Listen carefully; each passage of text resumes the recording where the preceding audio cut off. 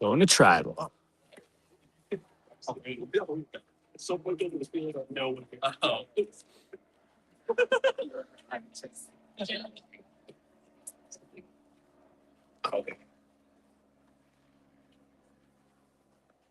I don't mind speaking. I will get to on the edge.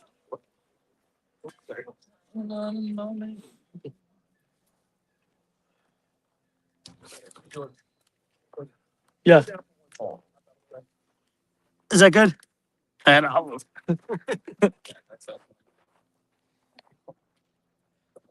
it's Chris. All right. Yeah. So, welcome to Tribal Council. Let's now bring in the members of our jury.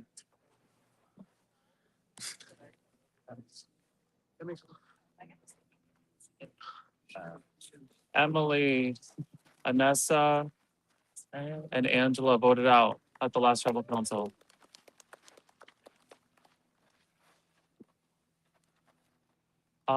So Rita, I asked you this before about how immunities can make you threat. You won the last two immunities prior to this. You don't have an immunity now. Do you think that people are looking at threats in that way? Or is it more about threats in terms of strategic sense? Yeah, I think it's exactly what you said, that like it could be either. It could be more than that, right? The definition of a threat is very individual. What it depends on what your individual values are, what you say jury values, what the other players still in the game value. And at every stage you just kind of have to like lay out what's most important. I was very clear with the tribe, like I think we collectively as a tribe like recognize, like speaking for my two wins, for example, the memory challenge, we went one round and one picture. Like it wasn't that impressive of of a win, honestly. The puzzle challenge, like I think it's um, you know, touchy subjects. Like it could have been anybody's game. Like I don't know that I personally don't think the challenges are helpful so far in helping determine who's the threat. But that doesn't mean that challenges later on might not be a threat. Same thing goes with strategy. It just depends on the who's in the game. Ben, you touched a little bit on maybe what the jury values in a way. Do you think that people are performing for the jury at Tribal Council because this is their only time with them? I mean, yeah, I guess maybe like, but I don't think I've seen anything that's like blatant theatrics specifically done for the jury. Like even last round when it went live, like I think people felt like they needed it to go live. I don't think that was like, oh, like this would make the jury, jump out of their seats or whatever. So I think it's just, you have to be pretty comfortable to be like, oh, like let me like really focus on like putting on a performance for the jury. I'm really mainly focused on survival. And then hopefully, that's good enough. Colby, last night you had sort of an interesting debacle that erupted a lot of laughter with everyone on the crew and in the game. Um, you had a decision between Trinica and Isaiah to give immunity. In the end, you chose Trinica. Can you talk about why you went that way? Um, the jury's still out on if it should have gone from the other way or whatever. But, it's there was no winning solution for me there. I had to upset somebody in that scenario and I couldn't have won immunity. So I mean, you guys had to give me a countdown. It was honestly just like who I was looking at that moment. Because I couldn't focus on winning the challenge for myself. And there's two very convincing arguments in my ear about 0% versus 1% chance, but I would argue with 0 versus 0.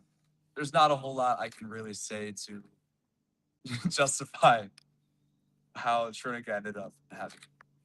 It's just kind of happened, I guess. Um, Paige, how do you feel about this vote compared to the last one? You had a lot more time to strategize. We definitely had a lot more time. But it just feels like a big pivotal vote. Not that all aren't, but this one feels like the stakes are high. I'm feeling, I think we're all feeling on edge this morning.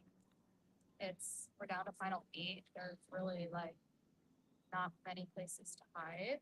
Um, so, I've built trust in people, and all we can do is kind of believe that we've done is enough of this. JD, do you think that this tribal council is pretty much going to set up maybe the end game? No, this entire merge has felt very fluid, and it feels like anyone could be at the top or off at any given moment.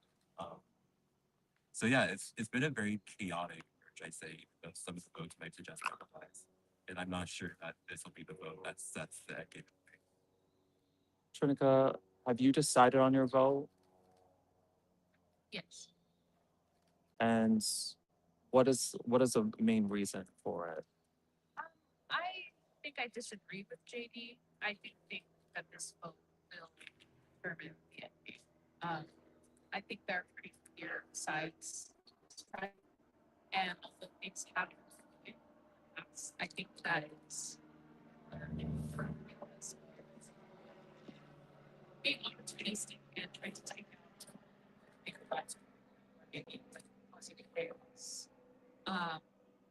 But at this point, like Paige said, there is nowhere to hide. And I think whatever happens here will have a direct result on the final grade part. Isaiah, how do you feel about that? How do I feel about that, Chris? Yeah, I mean, I agree with a little bit of what they're both saying. It's coming down to like the conversations you're having and if people are going to be honest. And honestly, I think this round specifically is really going to show people who is being honest with you and who's lying. You know what I'm saying? So, I mean, I know myself. I definitely sat in the middle of the camp and whoever wanted to talk to me could talk to me. But uh, this is going to give the entire cast a lot of information, and I'm very excited to see what the outcome is. Alex, what are you going to base your vote on? The conversations I've had, the people I've talked to, sort of what has already been said is we did have a lot more time for this vote. And I think for previous votes, sometimes they were so chaotic, things were happening so fast. Sometimes like people would like the vote would change, and you wouldn't have a chance to reconnect or talk. You'd be like, "Oh, I'm sorry, I said this, but then it changed." But I think now, since we've all had time to pause, it's like I feel like now you can really know trust from this vote. With more time, though, can bring a lot of waffling. Did you feel like that was happening? Well, I think it brings more conversations, and I feel like talk, hopefully get done. But obviously, so after this, but I did.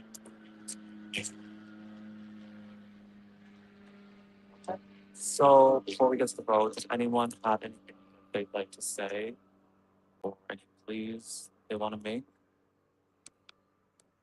I think you've waited long enough, so let's get to the vote then.